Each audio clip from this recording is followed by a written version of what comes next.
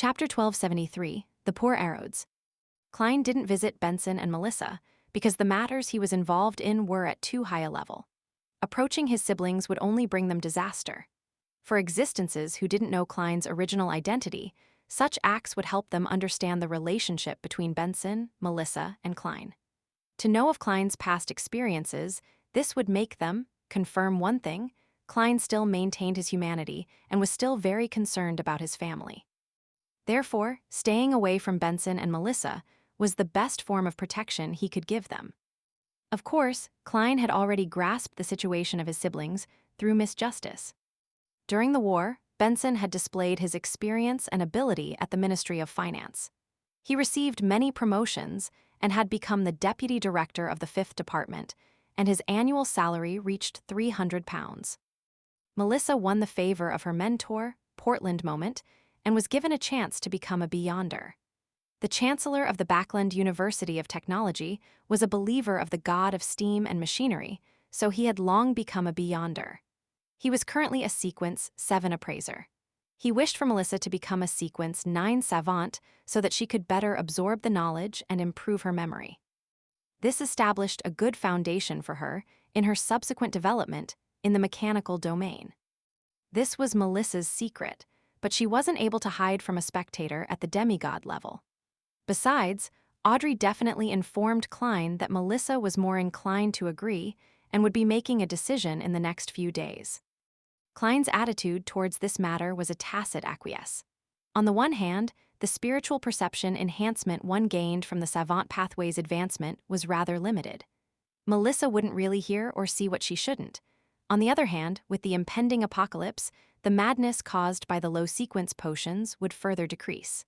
Furthermore, there was also him, a miracle invoker, to help lower the risk of her losing control. For an avid fan of machinery, a Sequence 9 savant is enough. Moment shares the same attitude. He doesn't wish for a believer of the Evernight to obtain too many potions from the Church of Steam. Yes, the apocalypse is approaching, and the invisible barrier is weakening.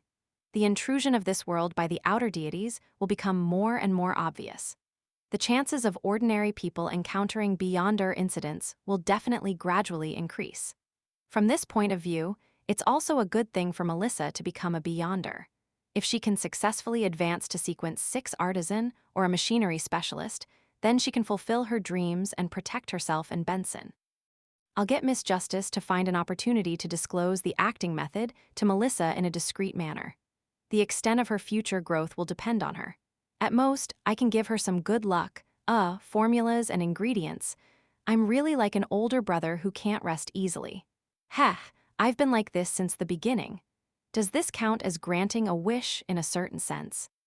Wait, Melissa definitely wishes for Klein to come back to life. If I were to walk right in front of her, would I receive enough feedback?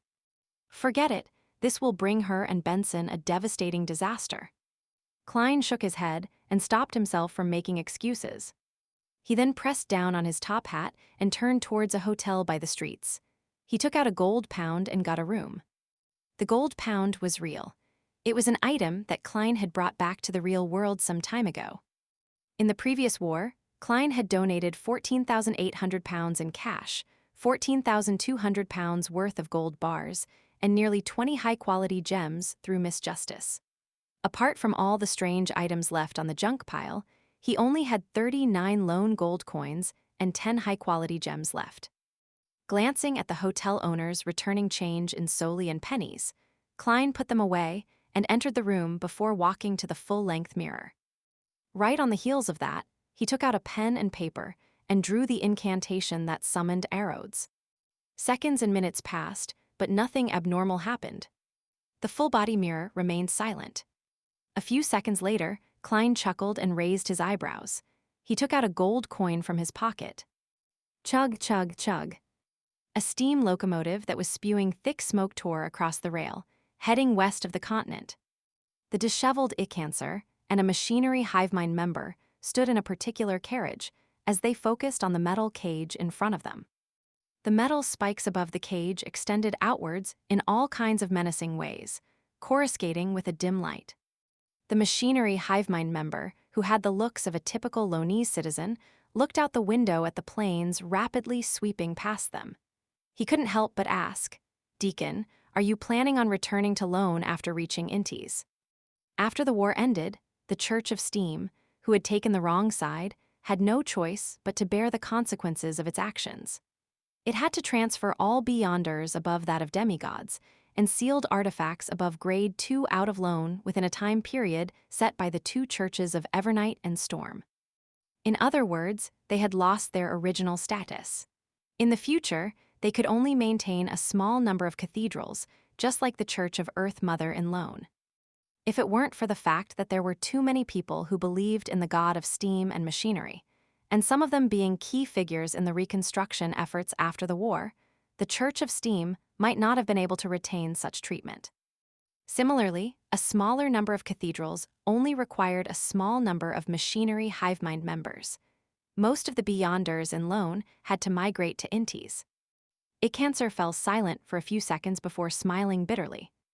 "I have to heed the Archbishop's arrangements, but I will take the initiative to request a return to Lone. That's where my childhood, teenage, and young adult life was. There are too many memories that I can't forget." As he spoke, his gaze grew distant, and he seemed to see the capital of capitals. At this moment, the metal cage that was overgrown with spikes suddenly trembled.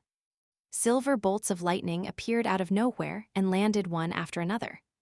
They were all absorbed by the metal cage, and through a few wires wrapped in rubber, the current flowed to the ground outside the steam locomotive, dragging out a line of sparks. Bangs, bangs, bang. The metal cage seemed to be hit by an invisible hand, but it was unable to break the barrier. The magic mirror's reaction is very intense. It's always been very quiet in the past. The machinery hivemind member who had been asking was rather puzzled. Amidst the banging, Icancer subconsciously touched his hair. That's not the case. It will sometimes show its crazy side. If it wasn't for what had happened, we would have still treated it as a Grade 2 sealed artifact. Is that so? Heh, I haven't come into contact with it before, so it might just be me.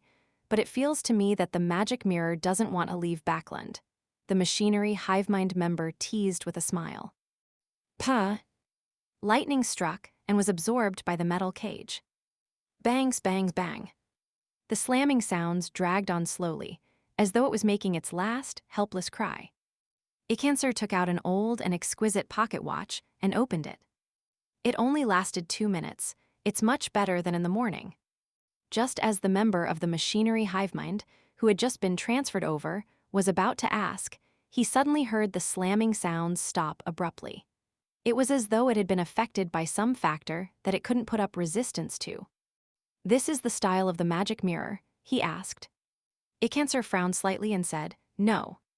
Normally speaking, it wouldn't have the strength to last 20 to 30 seconds. Something's wrong." "Deacon, don't worry. There is a powerful figure on board the train, one who outranks the archbishops." The machinery hivemind member beside him consoled him indifferently. There were too many dangerous sealed artifacts on the steam locomotive.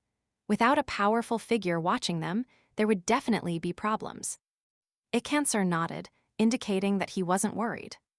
Klein was sitting in a conjured carriage in a hamlet's path more than 10 kilometers away from the steam locomotive. In front of him was a mirror. Just as he finished outlining the symbol that was a mixture of concealment and mystery prying, a wave of light suffused the mirror as Golden Loney's text appeared. "Exalted Great Master, you're finally here. Your puny, loyal, and poor servant, Arrodes, misses you."